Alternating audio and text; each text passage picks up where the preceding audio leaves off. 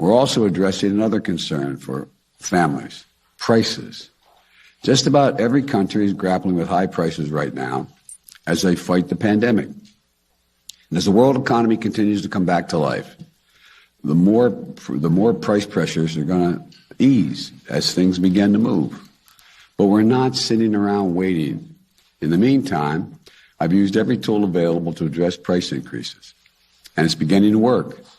Take gasoline and gas prices. Last week, I announced the largest ever release from the United States Strategic Petroleum Reserve to increase the supply of oil and help bring down prices. And I brought together other countries, India, Japan, the Republic of Korea, the United Kingdom, who all agreed to join me in releasing additional oil from their reserves. And China may very do more as well. They haven't done it yet. This worldwide effort we're leading won't solve the problem of high gas prices overnight. But over the last month, likely due in part to the anticipation of this action, we've seen oil and gas prices out of the wells. Oil and gas prices on the wholesale market come down significantly. Since the end of October, the average weekly price of gasoline on the wholesale market, that's what you sell to the gas stations, has fallen around 10%. And that decline has picked up in recent days. That's a drop of about 25 cents per gallon. These savings are beginning to reach Americans and should pick up in the weeks ahead. And it can't happen fast enough. And I've asked the Federal Trade Commission to consider whether potentially illegal and anti-competitive behavior in the oil and gas industry is causing higher prices for consumers when they don't need to be that high because the wholesale prices come down so much. So we can assure that the American people are paying a fair price for gas. At this time of the year, another concern is facing American families is about being able to find what you... First of all, Mr. President, your voice sounds a little different. Are you okay? I'm okay. I have a test every day to see the COVID test.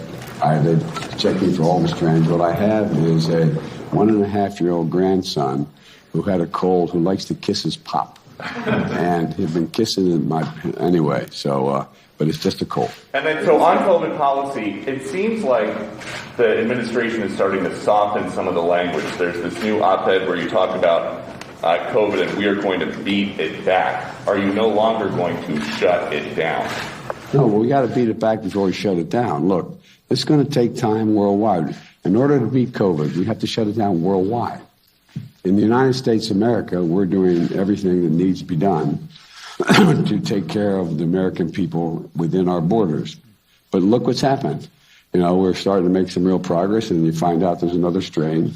And the idea that you can build a wall around America to keep any COVID from around the world out is not there. And besides, that's one of the reasons why I know we get criticized. I get criticized for not doing more for the world.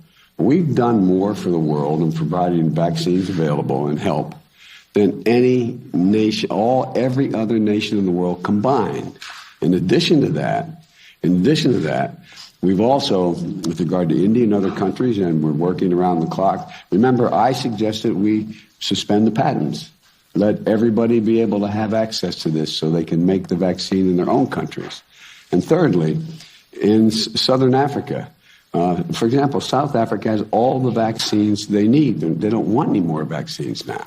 One of the things I'm considering is how can we help them deal with the issue of as I said to you before, when the biggest challenge we had in the beginning of this administration, in my view, was not getting the vaccines produced, although that was not easy.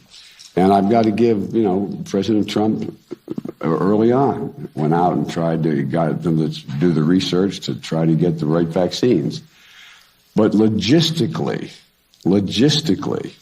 getting the vaccine from a container that gets delivered to you, to a hospital, to a state, and getting it in someone's arms, that's a very, very difficult thing.